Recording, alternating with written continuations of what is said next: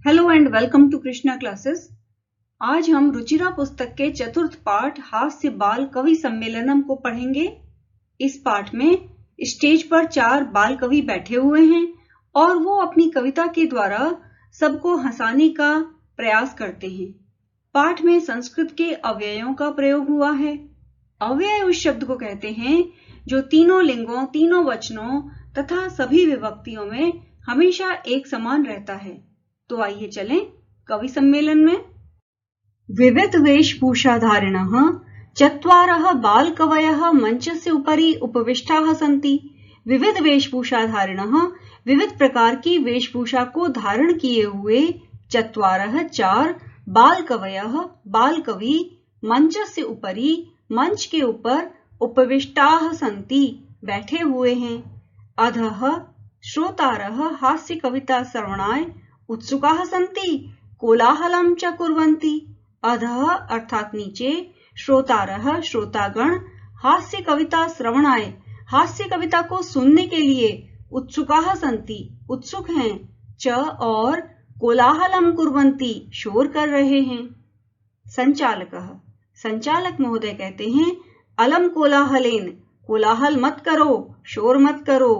अद्य परम हर्षस्य अवसरः यत् अस्मिन् कवि सम्मेलने काव्यहन्तारः कालयापकाश्च भारतस्य हास्य कवि धुरन्धराः समागताः सन्ति। अद्य आज परम हर्षस्य अवसरः अत्यंत हर्ष का अवसर है, बहुत खुशी का अवसर है। यत् अर्थात कि अस्मिन् कवि सम्मेलने इस कवि सम्मेलन में काव्यहन्तारः काव्य का नाश करने वाले, च और कालयापका काल को बर्बाद करने वाले, समय को बर्बाद करने वाले, भारतस्य भारत के हास्य कवि धुरंधराः धुरंधर हास्य कवि, श्रेष्ठ हास्य कवि समागताः सन्ति आए हुए हैं। एहि कर्तल ध्वनिना वयम एतेषां स्वागतं कुर्मः। एहि आइए, कर्तल ध्वनिना तालियों की आवाज से, वयम हम सब, एतेषां इनका, स्वागतं कुर्मः स्वागत करें। गजाधरः सर्वेभ्यो अरसिकेभ्यो नमो नमः।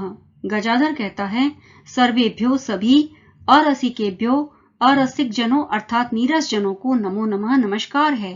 प्रथमं तावद् अहम आधुनिकं वैद्यम उद्दिश्य स्वकीयं काव्यम श्रावयामि। प्रथमं तावद् पहले तो, अहम मैं, आधुनिकम वैद्यम उद्दिश्य आधुनिक वैद्य के संबंध में, स्वकीयम काव्यम श्रावयामि अपनी खुद की रची हुई कविता सुनाता हूँ। वैद्यराज नमस्तुभ्यम, यमराज सहोदर, यमस्तु हरति प्राणान्, वैद्यः प्राणान् धनानि च, सर्वे उच्चैः हसन्ति। वैद्यराज यमराज सहोदर तुभ्यं नमः। यमः तु केवलं प्राणान् हरति, वैद्यः प्राणान् धनानि च हरति। ये इसका अन्वय होगा। अर्थ इस प्रकार होगा, वैद्यराज हे वैद्यराज, यमराज सहोदर यमराज के सगे भाई, तुभ्यम नमः तुम्हें नमस्कार है। यमः तो केवलम प्राणान् हरति, यम तो केवल प्राण ही ले जाता है, केवल प्राणों का ही हरण करता है। वैद्यः प्राणान् धनानि च हरति, वैद्य तो प्राणों और धन दोनों का ही हरण करता है। सर्वे उच्चैः हसन्ति, कविता को सुनकर सब लोग जोर से हंसते हैं। कालांतकः अरे वैद्यास्तु सर्वत्र परंतु न ते मादृशाः कुशलाः जनसंख्या निवारणे। कालांतक कहता है अरे वैद्यास्तु वैद्य तो सर्वत्र सब जगह हैं, परंतु न ते लेकिन नहीं है वो, मादृशाः मेरी तरह, कुशलाः कुशल, जनसंख्या निवारणे जनसंख्या का निवारण करने में, जनसंख्या को कम करने में बाकी वैद्य मेरी तरह कुशल नहीं हैं। ममापि काव्यम इदम शृण्वन्तु भवन्तः, भवन्तः आप सब, ममापि इदम काव्यम मेरे भी इस कविता को शृण्वन्तु सुनिए। चितां प्रज्वलितां दृष्ट्वा वैद्यो विस्मय आगतः, नाहं गतो न मे भ्राता कस्येदं हस्तलाघवम्। अन्वयः वैद्यः चितां प्रज्वलितां दृष्ट्वा विस्मयम् आगतः, न अहं गतः न मे भ्राता गतः, इदं कस्य हस्तलाघवम् अस्ति। अर्थ होगा वैद्यः वैद्य चिताम प्रज्वलिताम, चिता को जलता हुआ, दृष्टवा देखकर, विस्मयम आगतः, आश्चर्य में पड़ गया, न अहम गतः, इसका इलाज करने ना तो मैं गया, न मे भ्राता गतः, ना ही मेरा भाई गया, इदम कस्य हस्तलाघवम अस्ति, फिर ये किसके हाथों की कला है, अर्थात फिर किसने इतना बढ़िया इलाज किया कि आज ये चिता में प्रज्वलित हो रहा है। सर्वे पुनः हसंती, और इस कविता को सुन करके सब फिर से हंसते हैं। तुंदिलः तुंदस्य उपरि हस्तम आवर्तयन्, तुंदिलः अर्थात पेटू सबके सामने आता है, तुंदस्य उपरि तोंद के ऊपर, हस्तम आवर्तयन् वो हाथ फिरा रहा है। तुंदिलो अहम भोहो, अरे मैं तुंदिल हूँ, ममापि इदम काव्यम श्रूयताम, ममापि मेरे भी, इदम इस काव्यम कविता को, श्रूयताम सुनिए, जीवने धार्यताम च, और जीवन में भी धारण करिए। परान्नम प्राप्य दुर्बुद्धे, मां शरीरे दयाम कुरु, परान्नम दुर्लभम लोके, शरीराणि पुनः पुनः। अन्वयः दुर्बुद्धे परान्नम प्राप्य शरीरे दयाम मा कुरु, यतो हि लोके परान्नम दुर्लभम अस्ति, शरीराणि तु पुनः पुनः भवन्ति। अर्थ होगा, दुर्बुद्धे, हे दुर्बुद्धि, हे मूर्ख, परान्नम प्राप्य, पराये अन्न को प्राप्त करके, शरीरे दयाम मा कुरु, शरीर पर दया मत करो, अर्थात जी भर कर खाओ, यतो ही क्योंकि, लोके परान्नम दुर्लभम अस्ति, लोके संसार में, परान्नम पराया अन्न, दुर्लभम दुर्लभ है, शरीराणि तो पुनः पुनः भवन्ति, शरीर तो बार बार होते रहते हैं, शरीर तो मिल सकता है बार बार, लेकिन पराया अन्न मिलना बहुत मुश्किल है। सर्वे पुनः अट्टहासम कुर्वन्ति, सब इस कविता को सुन करके फिर से जोर से ठहाका लगाकर हंसते हैं। चार्वाकः आम आम, हाँ हाँ, शरीरस्य पोषणम सर्वथा उचितमेव, शरीरस्य शरीर का, पोषणम पोषण, सर्वथा उचितमेव सब प्रकार से उचित ही है। यदि धनम नास्ति तदा ऋणम कृत्वा अपि पौष्टिकः पदार्थः एव भोक्तव्यः, यदि धनम नास्ति, यदि धन नहीं है, तदा तब ऋणम कृत्वा अपि, उधार लेकर भी, पौष्टिकः पदार्थः एव, पौष्टिक पदार्थ ही, भोक्तव्यः भोगने चाहिए। तदा कथयति चार्वाक कवि, इसीलिए चार्वाक कवि कहते हैं, यावत् जीवेत सुखम जीवेद, ऋणम कृत्वा घृतम पिबेद, यावत् जीवेत जब तक जियो, सुखम जीवेद सुख से जियो, ऋणम कृत्वा उधार लेकर के, कर्ज लेकर के, घृतम पिबेद घी पियो। श्रोतारः तर्हि ऋणस्य प्रत्यर्पणम कथम, श्रोतागण पूछते हैं, तर्हि तो फिर, ऋणस्य प्रत्यर्पणम, कर्ज को कैसे प्रत्यर्पित किया जाए, कथम यानी किस प्रकार से कर्ज को वापस किया जाए, इसके बारे में भी तो कुछ कहिए। चार्वाकः श्रूयताम मम अवशिष्टम काव्यम, श्रूयताम सुनिए, मम मेरे, अवशिष्टम बचे हुए, काव्यम कविता को, इसका उत्तर जानने के लिए मेरी बची हुई कविता को सुनिए। घृतम पीत्वा श्रमम कृत्वा ऋणम प्रत्यर्पयेत जनः, घृतम पीत्वा घी पी करके, श्रमम कृत्वा मेहनत करके, ऋणम प्रत्यर्पयेत जनः लोग कर्ज को उतार दें, कर्ज को लौटा दें। प्रत्यर्पण का अर्थ है वापस करना। काव्य पाठ श्रवणेन उत्प्रेरितः एकः बालको अपि आशु कवितां रचयति, हासपूर्वकं च श्रावयति।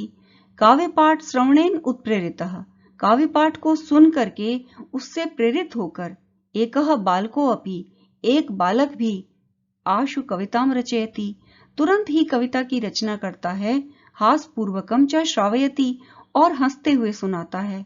बालकः श्रूयताम श्रूयताम भोः, बालक कहता है, सुनिए सुनिए आप सब, ममापि काव्यम, मेरी कविता भी सुनिए। गजाधरम कविम चैव, तुंदिलम भोज्यलोलुपम, कालांतकम तथा वैद्यम, चार्वाकम च नमाप्य अहम। अन्वयः अहम गजाधरम कविम, तुंदिलम च एव भोज्यलोलुपम, कालांतकम तथा वैद्य चार्वाकम च नमामि। अर्थ होगा, अहम मैं, गजाधरम कविम गजाधर कवि, तुंदिलम च एव भोज्यलोलुपम, तुंदिल अर्थात पेटू और भोजन के लालची, भोज्यलोलुपम का अर्थ होगा और भोजन के लालची, कालांतकम कालांतक अर्थात प्राण को हर लेने वाले, तथा वैद्य चार्वाकम और वैद्य चार्वाक को नमामि नमस्कार करता हूँ। इसका अर्थ हम फिर से पढ़ते हैं। मैं गजाधर कवि पेटू और खाने के लोभी तुंदिल को, कालांतक को और वैद्य चार्वाक को प्रणाम करता हूँ। काव्यम श्रावयित्वा हा हा हा इति कृत्वा हसति।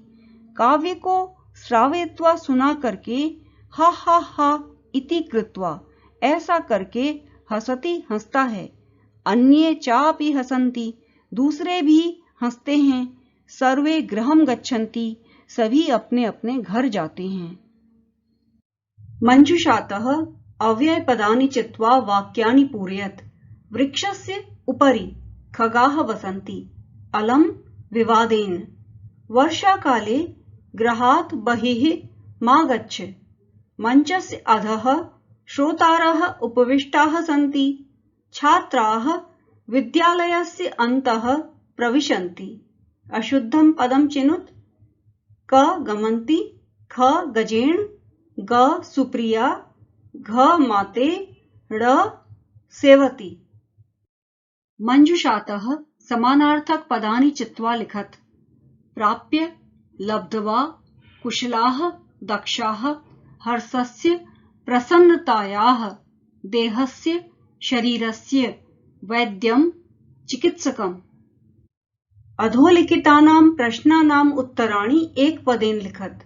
मंचे कति बालकवयः उपविष्टाः सन्ति? 4। के कोलाहलं कुर्वन्ति? श्रोतारः। गजाधरः कम् उद्दिश्य काव्यं प्रस्तौति? वैद्यं। तुंदिलः कस्य उपरि हस्तम् आवर्तयति? तुन्दस्य।